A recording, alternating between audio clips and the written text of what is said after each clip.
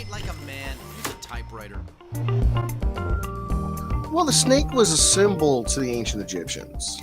Yeah. You know, not only one of death and something to fear, but one of power as well. You know, you think of their, and the name escapes me at the moment.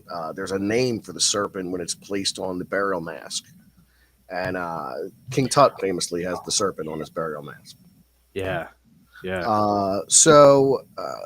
You know, it was not an uncommon creature for these people to be dealing with. And the story you're talking about of Moses, this is where he contends with Jannes and Jambres, the magicians of the Pharaoh. Now, keep in mind, Moses was raised as the grandson of the Pharaoh and would have been initiated into all the Egyptian magics as a child. So none of this would have been unfamiliar to him. Yeah. But Jannes and Jambres, their story continues later on.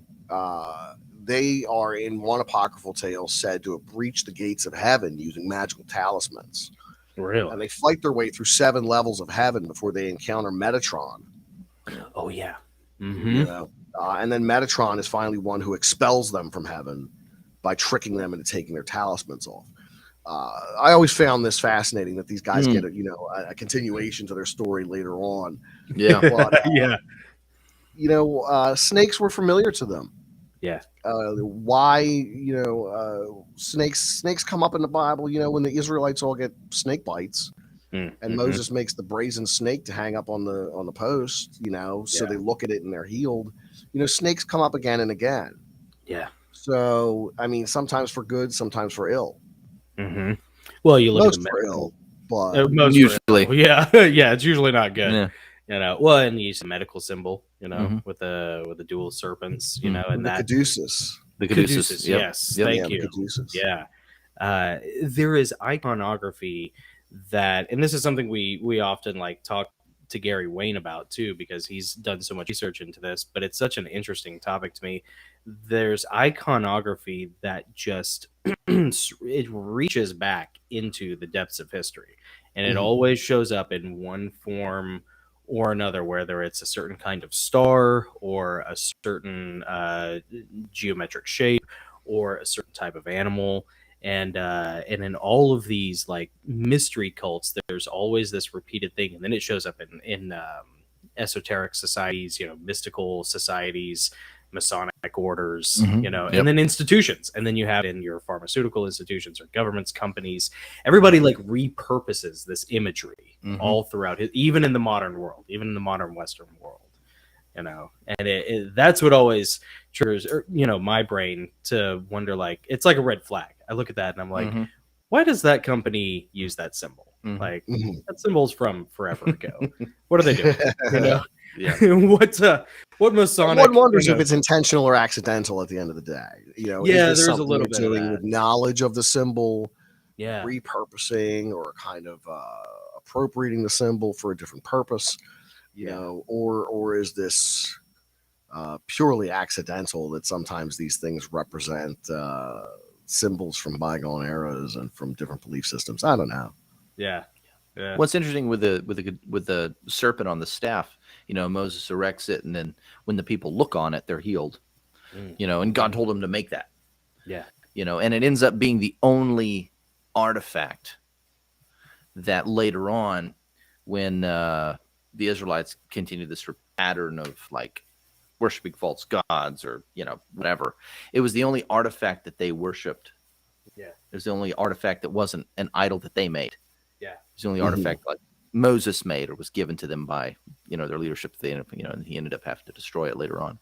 But it kept leading them astray. Yeah. Through the just model anything. Yeah. Yeah. Yeah. That's crazy. The Egyptian imagery overall is really fascinating to me because, going back to Antarctica, there are mountains that are shaped as pyramids. Right. There are pyramid mountains, and I looked at some of them. I looked at pictures of them. I looked at renderings of them, and then I looked at them on Google Maps, and I'm like, that can't be natural. Right. And they're all around the rim of Antarctica. That is bizarre to me. Yeah. That is bizarre. What do you think? I mean, they're fortresses along the wall. I don't know. I don't know. What are some theories that you're aware of around what the pyramids' ultimate purposes were? Well, and you with it know, being Antarctica. there's this belief that Atlantis or some great mother culture, and we just use Atlantis as a placeholder for this mother culture, existed. There's a book I've been reading called The History of Civilization X. It talks about the Jasharites and how they spread across the globe in this great civilization in ancient times. And it's possible for me to believe that colonies of an advanced civilization, of an advanced mother culture, could have populated different areas of the world, bringing representatives of their archaeological, their architectural knowledge with them. Mhm. So I think this is the reason we see pyramid structures around the world, whether they be the Bosnian pyramids, the Alaskan pyramids, the Giza pyramids, the Mesoamerican pyramids, or the even aforementioned Antarctic pyramids. I think they all come from the same place. I think there was a great mother culture that built pyramids, that was versed in how to do it, that made them in the past. Yeah.